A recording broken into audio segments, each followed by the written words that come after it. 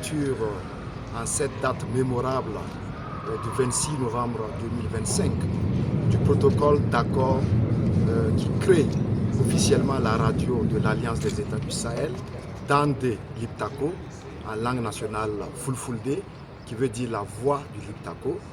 C'est un grand pas que nous franchissons, un pas qui vient consolider l'ensemble des acquis. Vous savez qu'il y a à peine 2 années que l'Alliance des États du Sahel a été créée. Nous avons franchi plusieurs pas. Ce soir, c'est un pas extrêmement décisif parce que nos leaders, les 3 chefs d'État, ont fait l'option et ont engagé leurs gouvernements respectifs à travailler en sorte à consolider les acquis et à aller véritablement vers une souveraineté totale.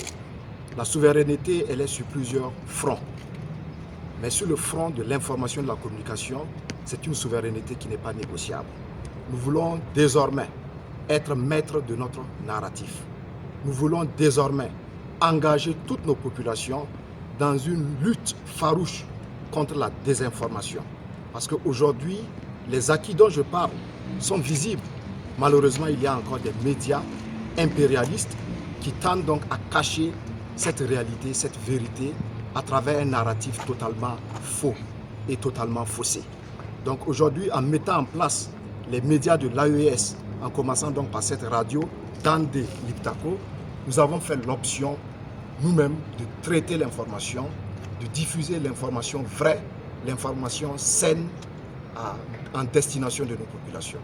Alors je voudrais dire que cet acte est seulement l'acte fondateur, parce que la mise en onde officielle de la radio interviendra au prochain sommet des chefs d'État qui se tiendra très bientôt à Bamako. Il y a donc des étapes qui vont suivre. Dès demain, nous allons lancer le concours pour la création et la conception du logotype de la radio. Nous connaissons déjà le nom de la radio, Dande Liptako, dont nous allons aller vers donc, la conception du logotype, la charte graphique. Nous allons ensuite signer des conventions complémentaires, notamment avec le Conseil supérieur de la communication et ensuite avec la Société burkinabé de télédiffusion, ce qui nous permettra d'aller sereinement vers la production de contenu. Et les techniciens des 3 États, à savoir le Burkina Faso, le Mali et le Niger, vont également dans les semaines à venir entrer en immersion pour un séjour de formation, de création et de conception. Et à l'occasion donc du sommet, nous allons procéder par l'entremise, sinon avec l'autorisation des chefs d'État qui le feront eux-mêmes, nous allons procéder à la mise en onde officielle de cette radio. Il est important également de mentionner les langues dans lesquelles la radio va opérer. C'est principalement nos langues nationales. Dans chaque État, nous avons identifié les 3 langues nationales les plus parlées par nos populations.